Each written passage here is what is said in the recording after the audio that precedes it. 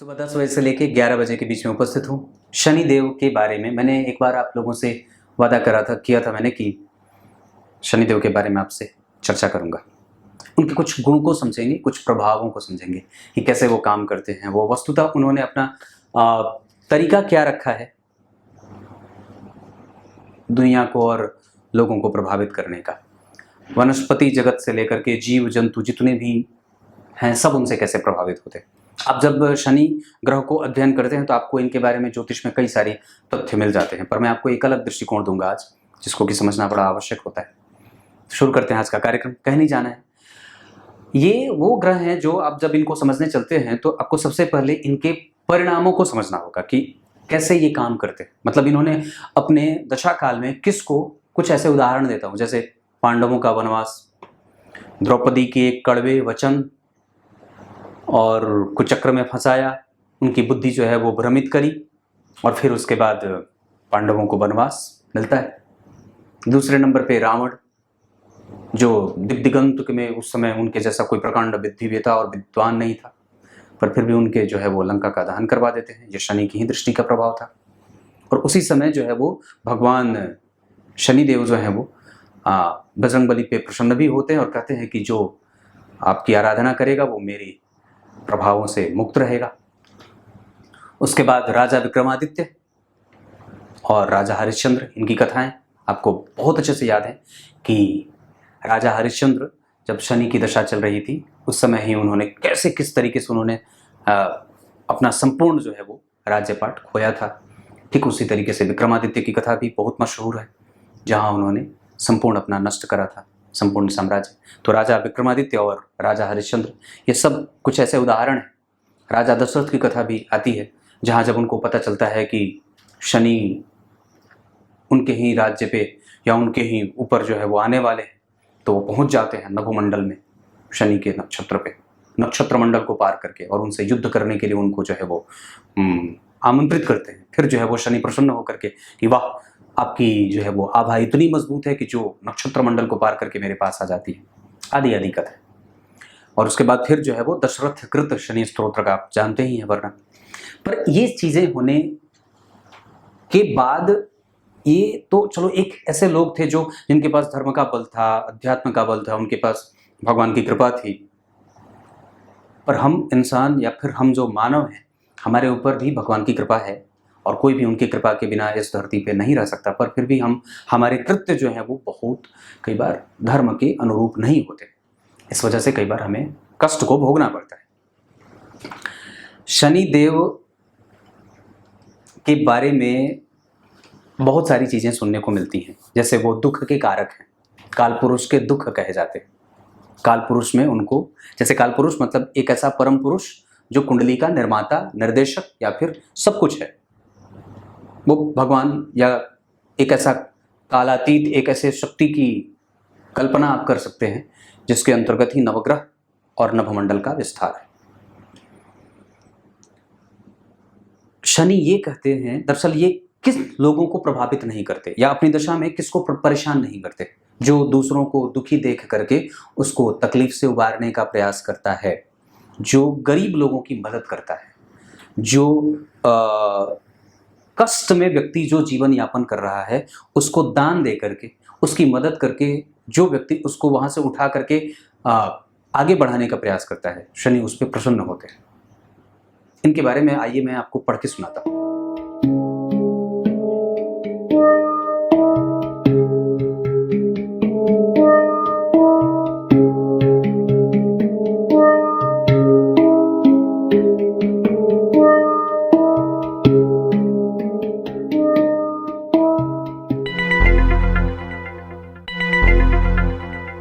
आइए मैं आपको ऐसे पढ़ के सुनाऊंगा, बड़ा आनंद आएगा। जैसे नमस्कार पाठकों, नमस्कार करता हूं। इन्होंने लिखा है, आप घबराइए नहीं, हाँ मेरा ही नाम शनि है। लोगों ने बिना वजह मुझे हमेशा ही नुकसान पहुंचाने वाला ग्रह बताया है। फलस्वरूप लोग मेरे नाम से ही डर जाते हैं। मैं आपको यह स्पष्ट कर देना अपना दायित्व समझता हूं कि मैं किसी भी व्यक्ति को अकारण परेशान नहीं करता। हाँ, यह बात अलग है कि मैंने जब भगवान शिव की उपासना की थी तब उन्होंने मुझे दंडनायक ग्रह घोषित कर दिया था और नवग्रहों में मुझे दंडनायक का स्थान दे दिया था। यही कारण है कि मैं मनुष्य हो या देव, पशु हो या पक्षी, राजा हो या रंक, सबके लिए उनके कर्मानुसार उनके दंड का विधान करता हूं, निर्णय करता हूं।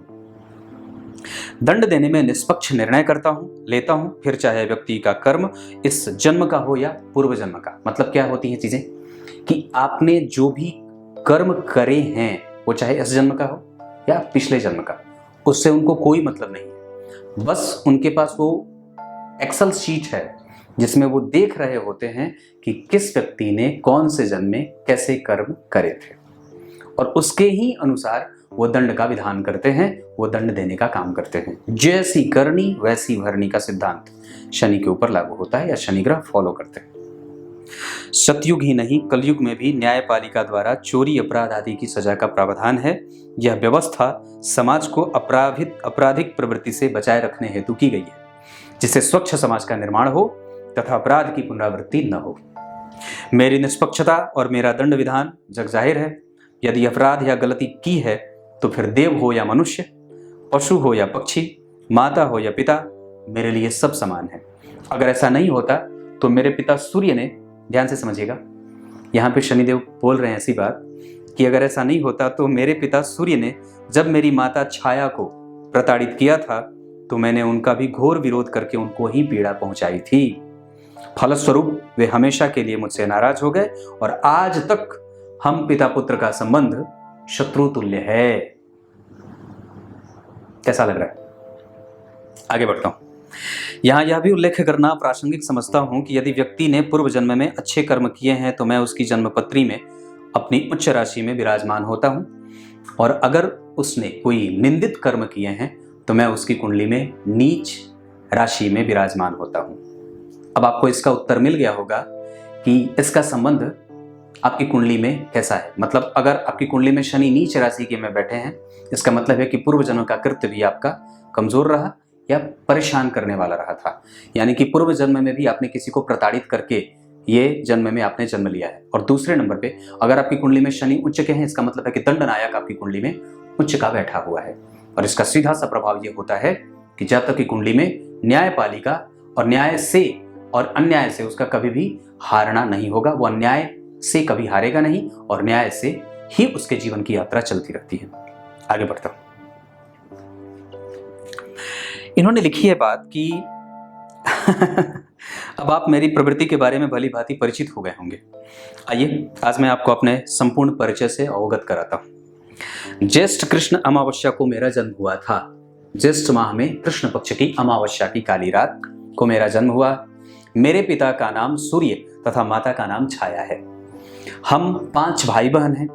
यमराज मेरे अनुज हैं तथा तपती हुई तप्ती, भद्रा और यमुना मेरी सगी बहनें हैं। यमराज मेरे अनुज और तप्ती, भद्रा और यमुना मेरी सगी बहनें हैं। लोग मुझे अनेक नामों से जानते हैं। कुछ लोग मुझे मंद कहते हैं, कुछ शनैश्चर कहते हैं, कुछ सूर्यशुन कहते हैं, कुछ सूर्यज कहते हैं, कुछ अर्कपुत्र कहते हैं, कुछ नील, कुछ भास्करी, कुछ असित, कुछ छायात्मज आदि आदि नामों से मुझे बुलाया जाता है। जिसमें से सबसे बढ़िया जो नाम है वो अर्कपुत्र और भास्करी है, क्योंकि ये उनके पुत्र हैं। मेरा आधिपत्य मकर और कुंभ राशि पे है। पुष्य, अनुराधा और उत्तरा फाल्गुनी, उत्तरा भाद्रपद मेरे नक्षत्र हैं। मतलब इन 3 नक्षत्रों का मैं अधिपति हूं। अस्त होने के 38 दिन के बाद मैं उदय होता हूं और मेरी उच्च राशि तुला और नीच की राशि मेष है। मैं आपको ऐसे ही पढ़ के सुनाने में मुझे जो आनंद अभी मुझे इतना अच्छा लग रहा है, ऐसा लग रहा है जैसे मैं बड़ा आनंदित महसूस कर रहा हूं।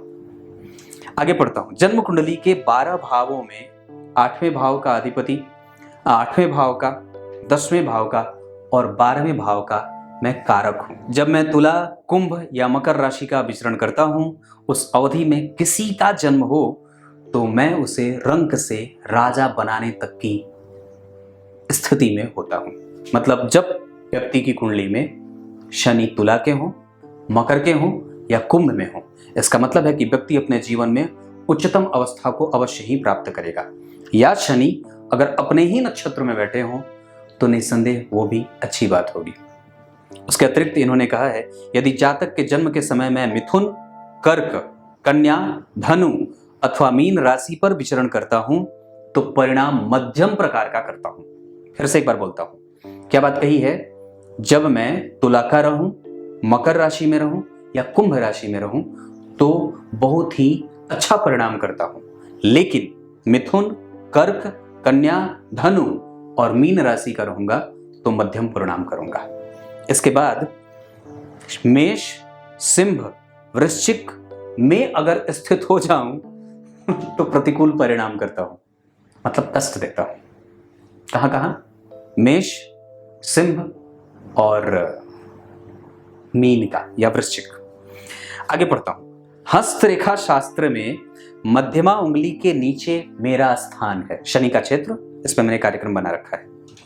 और अंक ज्योतिष के अनुसार प्रत्येक माह की 8 तारीख, 17 तारीख और 26 तारीख, मतलब ये तारीख, ये जो अंक हैं, इस पे मेरा आधिपत्य होता है। क्लियर है? एक बार 7.5 आने के पश्चात 30 वर्षों के बाद ही व्यक्ति मुझसे दोबारा प्रभावित होता है। अपवाद को छोड़ दिया जाए तो व्यक्ति अपने जीवन में 3 बार मेरी 7.5 से अपने जीवन को परेशान करता है। अब ये स्थिति इस बात पर निर्भर करती है कि आपकी कुंडली में शनि तुला के हैं, मकर के हैं, कुंभ के हैं, या फिर कारक ग्रह के रूप में उपस्थित होकर के अच्छी स्थिति में बैठे हैं। ये एक चैप्टर खत्म होता है। अब आगे शनिदेव क्या कहते हैं उसको पढ़ के सुनाता हूं।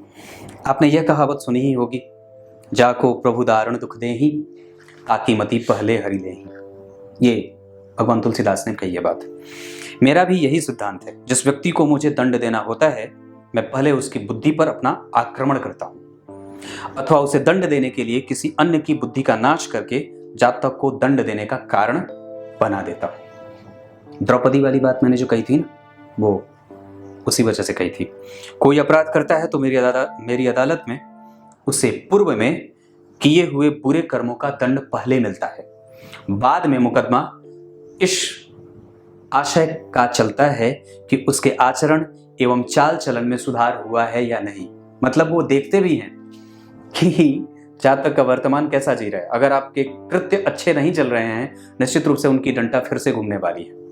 और यदि दंड मिलते मिलते जातक स्वयं में सुधार कर लेता है तो उसकी सजा समाप्त होते हुए उसे पूर्व की स्थिति में यथा स्थिति ला करके खड़ा कर दिया जाता है।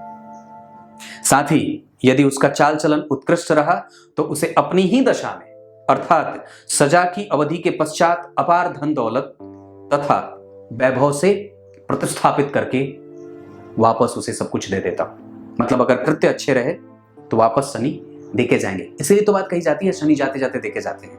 इसलिए नहीं देके जाते क्योंकि उनका ये कारण या फिर उनका ये काम है, बल्कि वो इस बात पे निर्भर करती है बात कि शनि जाते जाते देके जाएंगे। क्या शनि देते जाएंगे जाते जाते? पर ये बात इस बात पे निर्भर करेगी कि आपके कृत्य कैसे हैं उनकी दशा काल में, है कि नहीं बात?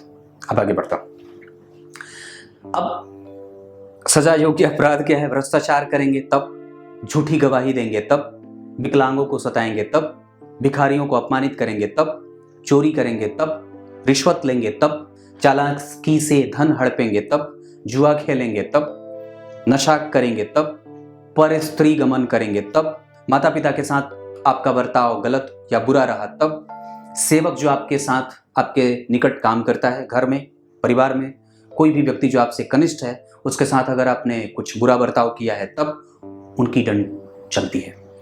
और इन अपराधों की कम या ज्यादा सजा मेरी अदालत में अवश्य ही मिलती है। एक बात और है, मैंने अपनी कल्पना शक्ति से शनि के बारे में कल्पना करने को आप लोगों को बोला था।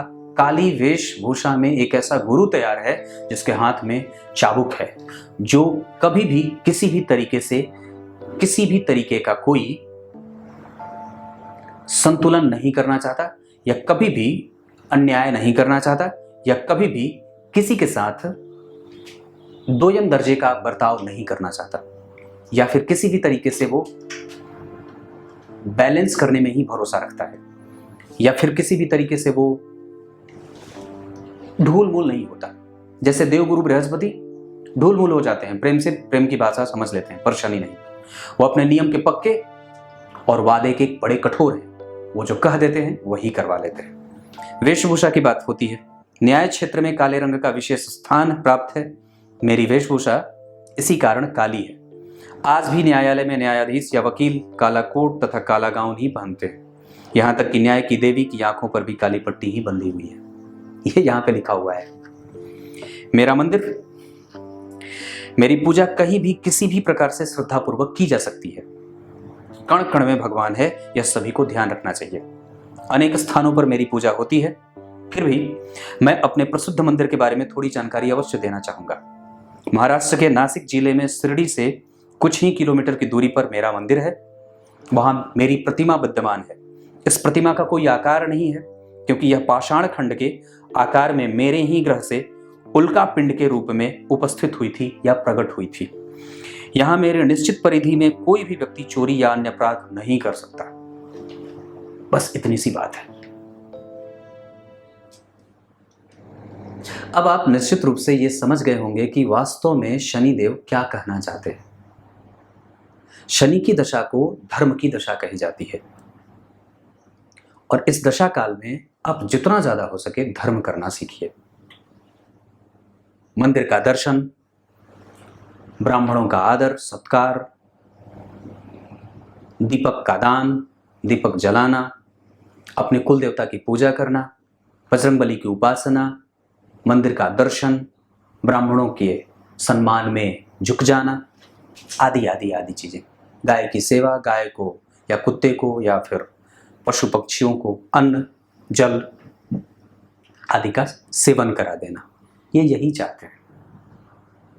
मैंने आप लोगों को वो चीज भी यहां पढ़ के सुनाई है सामने से।